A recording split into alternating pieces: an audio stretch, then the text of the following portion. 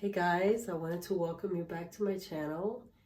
My name is Yvette Andino. I'm an artist in North Carolina, and today I just wanted to showcase my latest body of work.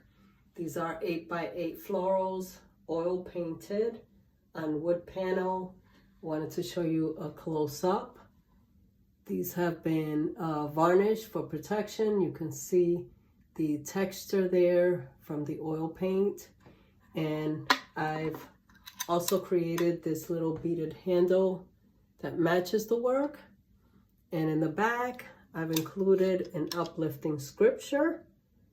And I also have my seal of authenticity here in the back.